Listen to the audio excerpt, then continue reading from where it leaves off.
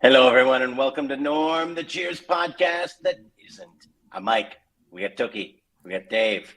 We've got an extra special episode coming at you this week where we're dealing with the existential crisis of death and the most 80s thing from my childhood. We're getting into it in the introduction right now.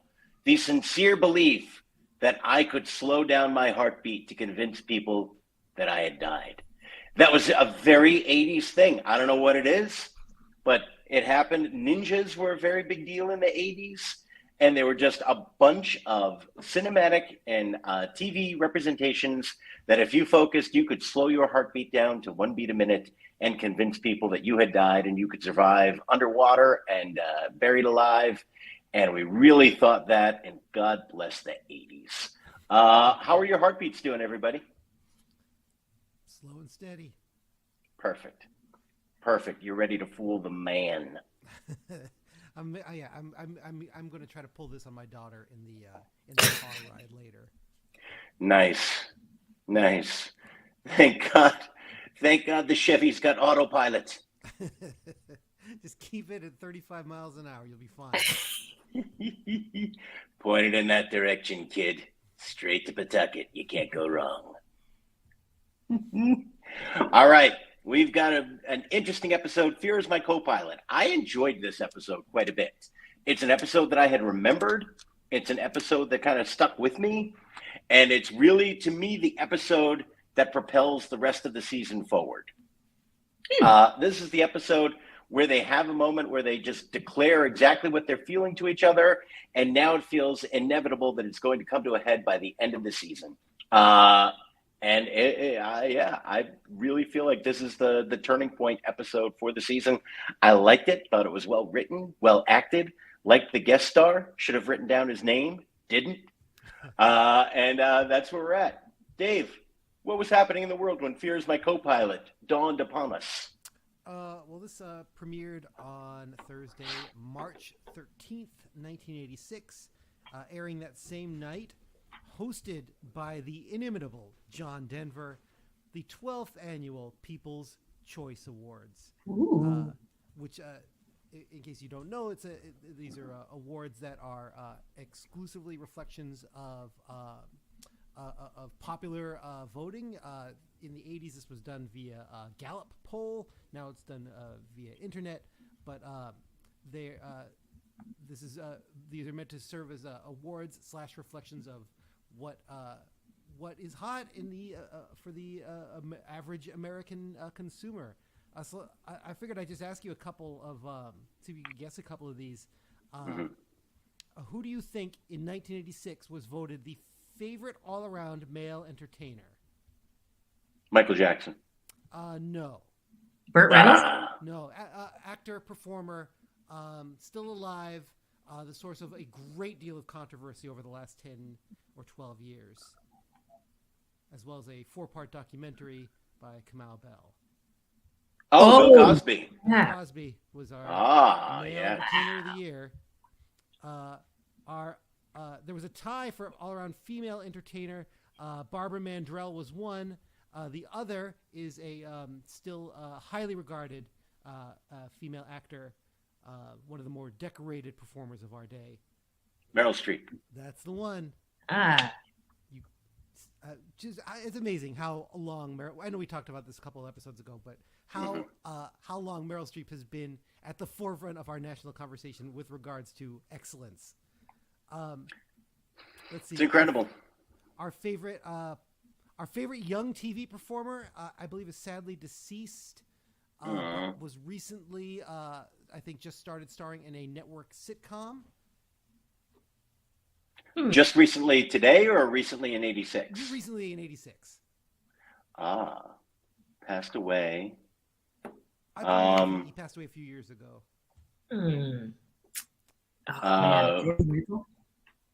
It's not Gary Coleman. It is not Gary Coleman, but you are... Emmanuel Lewis. It's Emmanuel Lewis. He passed? I believe so. Am I crazy? I thought he was still alive. Oh, no, he's still alive. Very sorry, Emmanuel Lewis. Thank you. You are still... Dude, you can't be taking Webster. Like, you don't know what's going on in my life. I can't lose Webster, too. Oh, Jesus Christ. I owe the whole Lewis family a sincere apology. Phew. Oh, man. In my panic, I closed the window now. That's like whenever I see like James Earl Jones's name trending. Mhm. Yeah. I'm like, oh no. Yeah, we should all stop trending so much. Yeah. It's like when somebody big goes, you're going to hear about it. You don't need to hear about it on social media. You're going to get it. Yeah. We don't need to see Denzel doing the whoo. Like we get I know. it. We'll know. We'll know. I'll give you two more. How about Okay. the favorite female musical performer? Madonna? That's the one. And our last, the sort of tentpole award, the favorite motion picture actor. This one shocked me. Still alive, still working, has a film coming out. I think it's out this week. Sylvester Stallone? Sylvester Stallone was your People's Choice Award winner for best. Wow, Mike. Best movie. I'm gonna give it to myself. That was a nice little run there. Yeah. Mike, That was not bad. You know what the people chose in 1986. Well, he's coming off of like an incredible run of having two of the most successful movies in 1 year, where he did Rocky IV and he did Rambo: First Blood Part 2. And it's funny because they're both so indicative of the Stallone career, where they are sequels to legitimate dramas that he is really good in and created and had depth and meaning, and then did completely popcorn sequels too, that like had none of the depth of the original and yet still had a ton of 80s fun to them. If this trend had continued, we would have seen a Copland 2, which would have just been like him, like mowing down just Michael Rappaport after Michael Rappaport. Had Copland made more money, that absolutely is what would have happened with Copland 2. Speaking of neo-futuristic officers of the law, I still have to see the greatest allegory for Jesus in modern history, RoboCop. That is on my watch list. That's worth watching, I think. Yeah. I need to see it again because I only saw it when I was young and did not get the depth of it. I just got the action of it. So yeah, like I know it's a more significant movie than young Mike really was capable of understanding. Then I need to go back to it with an adult eye and a Reformed Catholic's eye. Yeah, in this house we have nothing but respect for Peter Weller, so I'm 100% behind a critical viewing of RoboCop. Nice. All right, I got to go back to it. Tookie, can you tell us about the cold open, please? Sure can. So we enter into the bar where Woody is tending to two lovely young ladies. And then he says, "Oh no, it's almost 5 o'clock." And Norm asks, like, "Oh, what's wrong with 5 o'clock, Woody?" And he says, "Well, every day this guy comes in and he blabbers and talks my ear off, and I don't know what to do." And Carla replies, "Well, why don't you do what I do and tell him to shut his fat, ugly mouth?" And Woody says, "Oh, it's not Miss Clay." But then Frasier hears and interjects. And he says, "Well, Woody, I'm telling you, I'm sure he's just a lonely man who wandered in here one day to find a sympathetic ear." And then just goes on and on and on and starts bloviating a la Diane. What was that, last week? The last episode we did? Yeah, very similar to the last one. Yeah. And so after this like 3-minute spiel, Frasier finishes off with, "Now, the next time a neurotic personality such as this gets off on one of these jags, just turn your back and walk away." Because, and like, just as he's about to get into the next sentence, everybody just turns their back, walks away. And he's like, "Just a second, oh, you merry band." Roll credits. "You Merry Band" was a delightful line. Yeah. Tip of the cap to the writers this week. "Oh, You Merry Band" was great. And it's just good to have Frasier back in there. Like, you watch that cold open, you're like, that's why they're like, I love writing for this guy. He's the only one who can really pull off "Oh You Merry Band," and you could see it. Like, they just kept writing good lines for him this week. The writers' room clearly enjoyed writing for the Frasier character. Mm-hmm. It was a fun Frasier. They loved Kelsey Grammer's delivery of stuff, and yeah, you could tell right away. And even though it really is the same joke as last week, it's well delivered enough that I didn't mind it. Mm-hmm. Yeah. And I almost felt bad for Frasier because it's like, I didn't think it was that long. I was like, this is useful information. I'm giving it to you. And then, but I also think that on some level they got that it was a joke as opposed to last week where Woody actually had to escape and Diane didn't even realize who she was talking to. So it was fun. All right, Fear is my co-pilot. It is only an A story this week.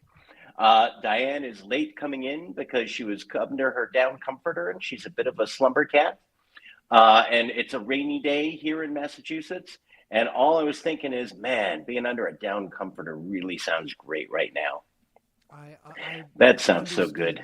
Shelley Long, we were connected in that moment across 40 years. It's the kind of day where you just want to call into work, but you can't call in sick, so you just want to call in cozy.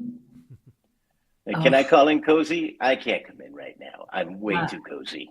Well, you guys know what I did after the 2016 election. What's that? We do not.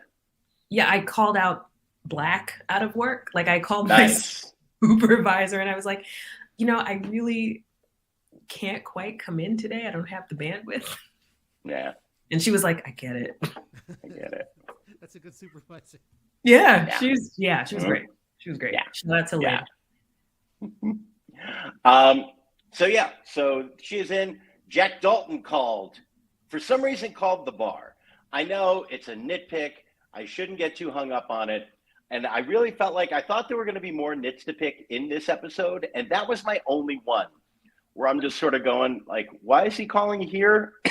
And I guess she could have mentioned the bar and that stuck in his head and Cheers. And if I'm going to try to track this girl down, the best way is to call the place that she worked and talked about a lot. So maybe it's not even that big a nit to pick. But yeah, just called the bar. Said, Jack Dalton called. Said he's landing his plane in Hyannisport and he's coming by. And that's one of those things, too, where I'm like, oh, all right, that's a nice hour and 15-minute drive up to Boston. There was nowhere closer to land than Hyannisport, but okay, sure. Sorry, I'm picking nits all over the place. Anyway, she is quite overcome by the idea of Jack Dalton coming in because he was her companion during a very adventurous time in her life. And she doesn't know how she feels about this. And then Frasier's doing Frasier stuff the whole time about the fact that she was with this man just after the wedding went away. And it's all stuff that is probably problematic and yet was delivered well enough that made me laugh every time. Especially the line. Yeah, I can't say no. Does the woman ever say no? Only to you. It was a line where I'm like, I'm sorry, they both delivered that really well. That was a well-shared joke. So he is back, played by an actor who I enjoyed quite a bit. I recognized from Escape from Alcatraz. And also, how did they not deal with his pit stains? Like, at no point, maybe it's only now in high def, because I never noticed that before. And I know I've seen this episode before. And only in high def did I notice the gigantic pit stains on this poor man that no one addressed. Yeah, they're like in widescreen. It's like he was in a sauna. It's crazy. I was trying to roll it into his character. It's like, oh, maybe he's like, because of his travels and lifestyle, he's like anti-perspirant. Like this. Right. This is part of it. But I think it's just I think it's hot lights and light colors. I think so. I mean, there's certainly a chance there was a joke that was going to happen that got cut that referred to that. But, oh, man, that poor actor. Anyway. I'm going to go back and look at that because I don't remember. Yeah. Oh, it was dramatic. But like I said, it might really be like the screen resolution and the size of your screen, because in 30 years of watching this, I'd never noticed that until this week, watching it twice. I just went, oh my goodness, it's hot in Boston. It's, I don't know if you were under a down comforter. Whew. So he comes back talking about how wild and madcap she was, and oh, that bare bottom getting brown on the beaches of Minikos. And she said, and my joke of the week, which is it was a semi-private beach, used to be a semi-private bottom, which I enjoyed very much. So yeah, Dalton, he's hugging everybody, he's spinning everybody around. He's the life of the party. He's bigger than the world, and trying to get Diane to go up in his plane with him. And she's saying, "No, I'm very settled now." Trying to get her to be excited, and then makes her feel like a bit of a dull dotard, saying, "Oh, you know, I'm just sad to see that the humdrum have gotten one more zombie." And then she finally acquiesces and says, "All right, I'm going to go up on the plane with you, but Sam's going to come too." Okay. She doesn't trust herself alone with him, which read one way in 1986 and reads very differently now. Yeah. Yeah. And so Sam goes up with them. They are in his private jet, which makes me wonder, what does he do for a living? What do we think Jack does for a living? It's something off the books, don't we think? It's something very illegal. Yeah. Probably very trafficky. Probably, I don't know, maybe rhino dust on the I was going to say, I feel like poaching is the gentlest explanation. Mm. Yeah. Yes. It ain't good. I went the other way. I was like, oh, this is a guy who's just like he's the scion of wealth. He's traveling. He doesn't do anything. He's just living off of some sort of family legacy. You're probably right, because when he started to tell his story about hanging out with the Buddhist monks, it made me suddenly like PTSD about every actor and comedian who has to tell me their ayahuasca story. Oh God. Yeah. And they're all that same like well-off white person who's telling you about I was in South America. Oh, fuck you. All right. Tell me the story. Fine. Yes, tell me how you opened up your consciousness. Okay, great. You know what helps you open up your consciousness and your third eye like that? A lack of a student loan. Oh. So much more than ayahuasca. That really not having this area taken up by compounding interest for a student loan really opens up that third eye. Anyway. Do you think the student loan forgiveness is an attempt to court the ayahuasca vote? Potentially, because I'm going to tell you right now, the ayahuasca vote voted more Trump than anyone expected. I'm just going to tell you right now, that is not the blue vote people think it is. It's not a block. Nope. Those are people with a concerted interest in the carried interest exemption and making sure that survivor benefits are not taxed too heavily. I'm gonna keep my opinions to myself. Throwing it out there. All right, so they get up on the plane. They are talking. They are hanging out. And Jack says, all right, keep your hands on the wheel. I guess something's moving around in the back. I got to go check it out. And then there's a little cut. You're headed in the right direction, which when you know what's going to happen is clearly like a foreshadowing. Goes off. Yeah. And then pretends to die by slowing down his heartbeat. God bless the 80s. They're panicking. Sam's trying to hit every button, trying to get to the radio, trying to figure out how to talk to everyone. They are in great peril, and in the moment where they think they're going to die, they declare their love for each other. It would have been us, wouldn't it? Yes, little Sam and Diane's. Then Jack pops up. How we doing?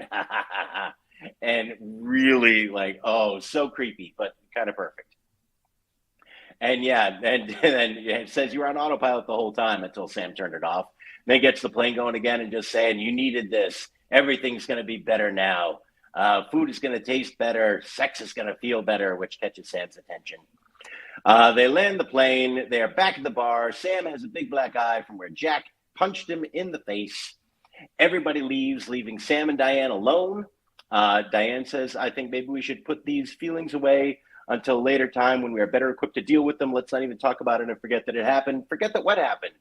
The plane ride where you declared your unending love for me and your deepest hope was to marry me. Oh, that. End of scene.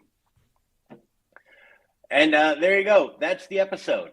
And I really liked it. I enjoyed it both times.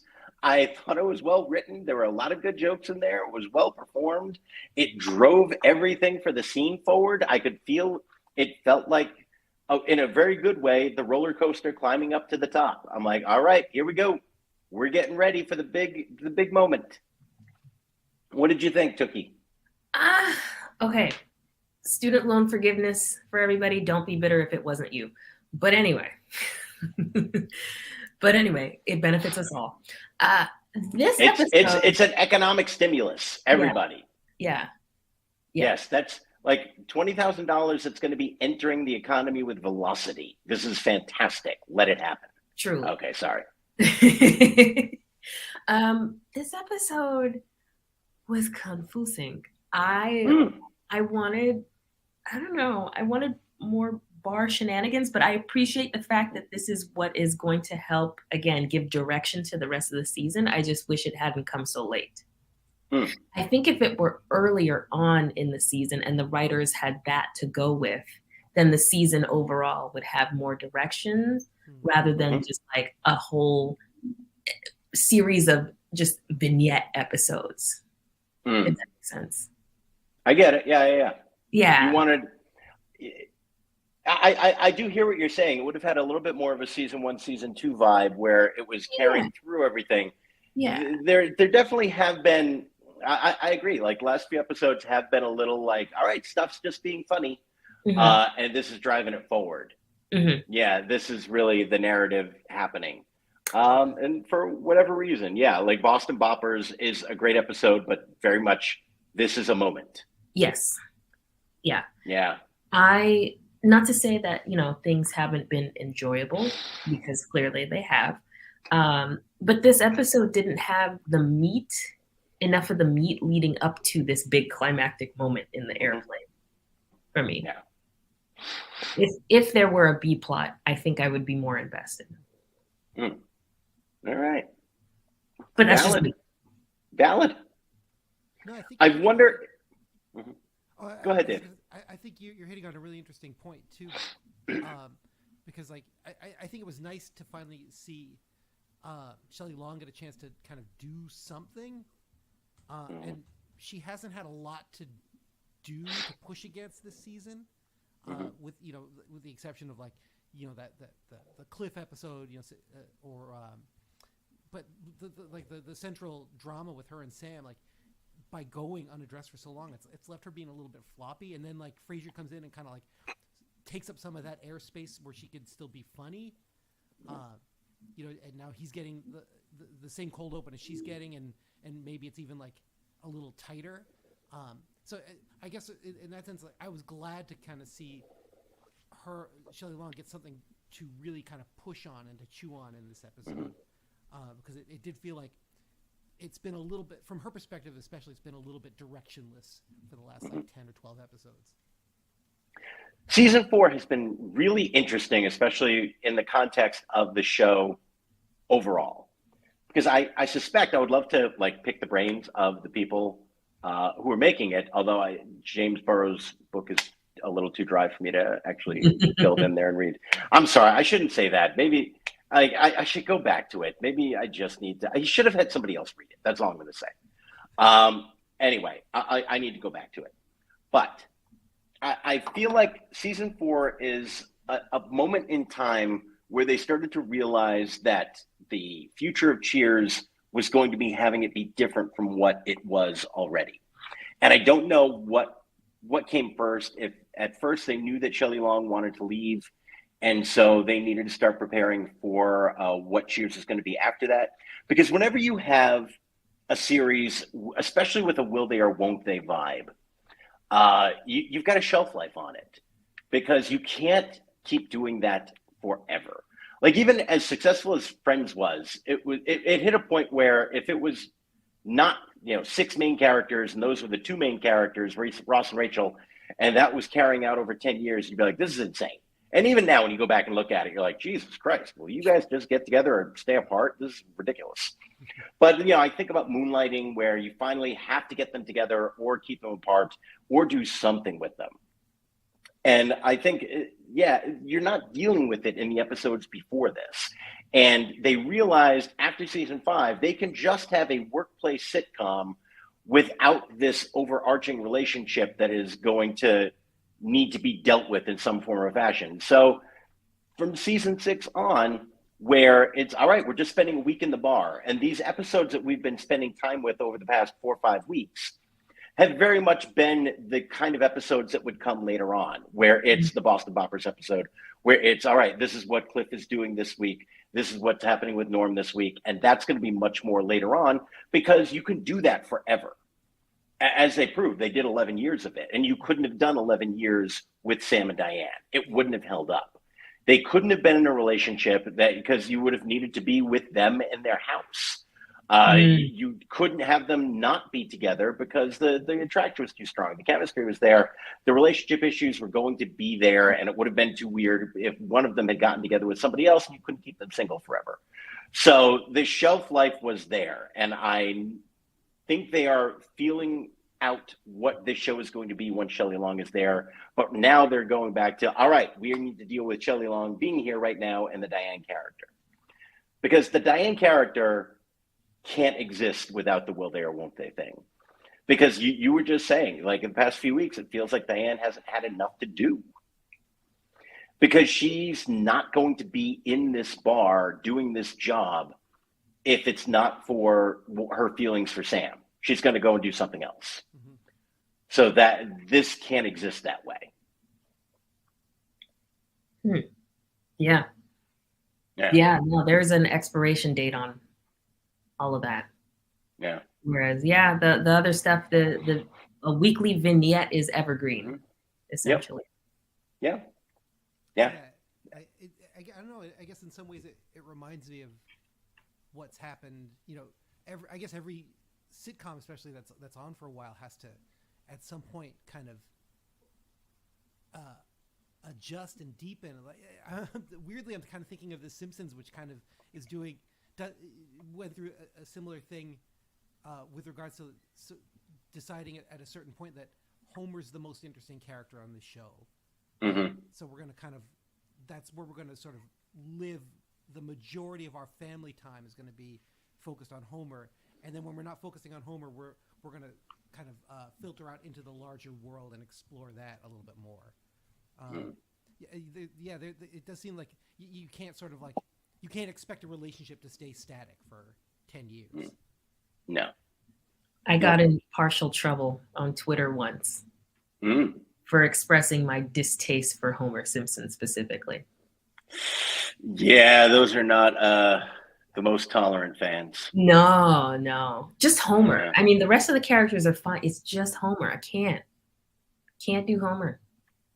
I mean, it's why he needs to be so broadly drawn physically as an animated character. If he's too real, you cannot accept what that character actually does. Oh yeah, like walking around the house, shutting off the lights with a handgun. Like it's incredible.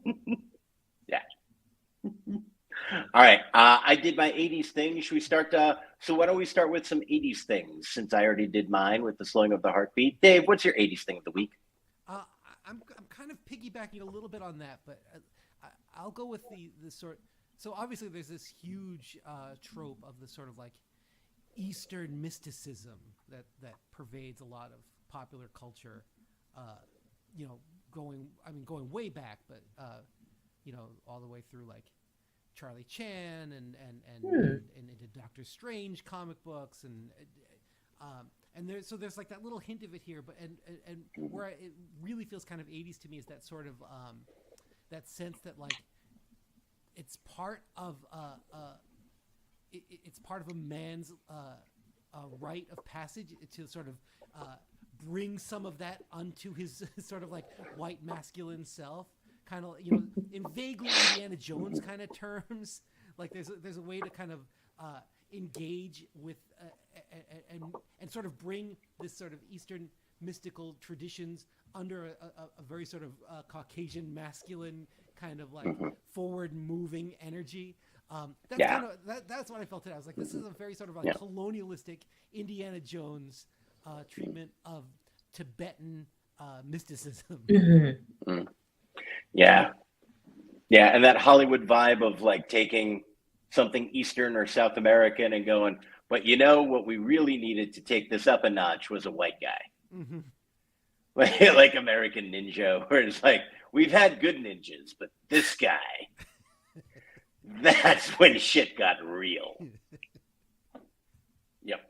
Tookie, your 80s moments. No, that was mine too, just the Indiana Jones of it all, especially his entrance, his whole attire, his whole look. It was straight out of Raiders of the Lost Ark in my mind.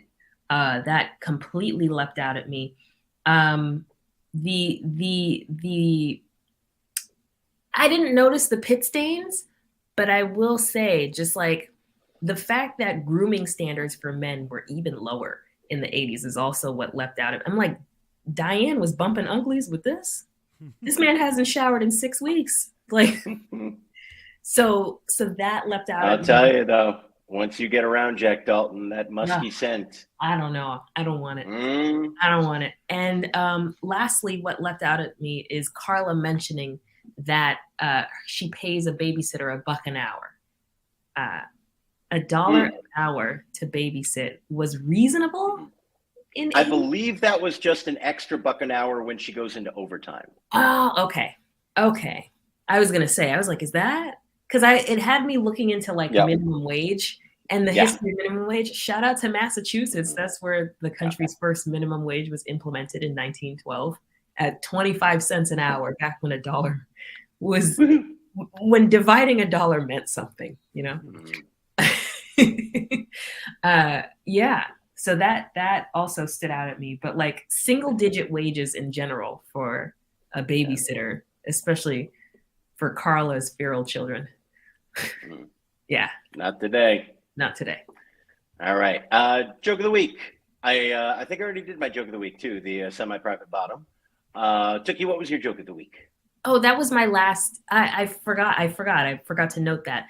The tanned bottom. I know it's from an even more bygone, longer, farther away era, but I always think of like when a white person talks about a tan bum, the copper tone baby, because I would see. Oh yeah, the bottles and the billboards and stuff. So that leapt out at me as like, that's not a thing we think about anymore, especially because now we have the tan technology to bronze everywhere. There was a CVS that we went to in the town I grew up in that I remember had the copper tone baby ad kind of painted along one long wall. So along one long wall, there was like just like a giant toddler ass exposed whenever. CVS. It was a different time. Different time. Joke of the week was when Jack is going around lifting everybody, and he lifts up Carla, and she says, "Easy, Hercules. I just had a chili." I love a good fart joke. Mm-hmm. There you go. Fart joke. Respect, Carla. Yeah. Nice. I like that too, because it also like it punctures Jack a little bit, because this is a guy we've talked about that he probably smells. He shouldn't be concerned about odors, and yet he is. He's a little bit of a dilettante. A bit. Dave, your joke of the week. My runner-up. I don't remember what the words were, but like the way that Jack passes off Cliff when they all go to get on the plane. I laughed really hard. I don't remember the language he used, but we'll be sure to tell you all about it. And the way riding that bird sure sounds inviting. We'll tell you all about it. All right then. Cliff ands the shit out of that, and it's a beautiful moment. It was a good moment. My written joke of the week was Woody's when Diane was talking about who Jack is, and she says he was a man I dated a bit in Europe. And he responds with, "Oh, was that before or after you dumped Dr. Crane and sent him into an alcoholic tailspin?" Oof. After. Fabulous. Tookie, how white was this week's episode? They were so close. Mm. They were so close. They were so. Okay. Were they? Here's the thing. Cold open. I couldn't quite pin down his exact ethnicity because that's weird anyway. But there was a man of color at the bar behind Woody and a black woman by the piano behind Frasier in the cold open. In scene 1, there was a black woman who passed behind the back wall, a black man in the hallway by the phones, who passed by an Asian man who was behind Diane, an Asian woman at the bar getting coffee from Woody, a black man and black woman who passed by Diane at the front door, an Asian woman with glasses by the piano, and another woman of color in red by the back wall. And then scene 2, the same reused extras. In addition, there was a black man and a black woman at a table who got a beer from Diane. And they were very well dressed, but they looked like the date was terrible. Homegirl yawned at one point. Yeah. So we were so close. And then scene 3 and 4 in the plane and the bar where everybody else is gone. So close to having a good one. Yeah. Strong start, bad ending. Yeah. They didn't stick the landing. All right. Any final thoughts before we put this one to bed? Really liked Cranky Sam. This felt like a companion piece to a couple of episodes ago to Dark Imaginings. You know, when Sam we end with Sam looking out the hospital window. This is another sort of like chance for a little bit of reflection for Sam. I really enjoyed like watching him kind of like be hurt around the bar after he lost the arm wrestling match. Be cranky. I like the prickliness that he showed, and then the payoff for me was really in the cockpit when he says, you know, I should have married you when I had the chance. And it wasn't just I love you, and it wasn't just I'm scared of dying, but also like, oh God, I have been thinking about who I am and where I'm going to end up, and it's a larger conversation than just even this moment. You know, it's something that we saw a lot of evidence of in that hospital room, and it's you know, you can see some of that stuff getting processed even as he's kind of like stomping around the bar. I don't know. This was a really great episode for quiet Ted Danson being hurt but not showing it. Yeah, the emotional range episode. It's there, and I think you also start to, with that, you know, closing shot, you start to get the feeling that this is going to become Sam's show, which it very clearly did. But it was shared with him and Diane, and then you're starting to get more of these moments of, you know, the emotion at the end of the show is whatever Sam is feeling. Yeah. It really is that sense of like we're consciously kind of elevating this character. And I'm sure a lot of it is in response to this idea that we know that Shelley Long is not going to stay. Yeah, you're feeling it. But it's just so good, just so like it colors the whole bar scene, like the way he's kind of like hurt and prickly, and I don't know, I really enjoyed that scene especially. Yeah, good call. I enjoyed it. All right, Tookie, anything to plug? What am I doing this week? I'm at Hideout and Mendoza Line this Saturday in Boston. Very nice. It'll be a good time. Very nice. Dave, anything to plug? I'll be performing at the Sweet Little Variety Show in Providence on Thursday night. I forget the name of the club it's at, but if you Google Sweet Little Variety Show, you can find it there. I'll be doing, I think, 3 songs. Lovely. Nice. All right. Get out, support the folks. Until next week, when we hit episode 22, I'm Mike. That's Tookie. That's Dave. Stay safe, everybody. See you soon.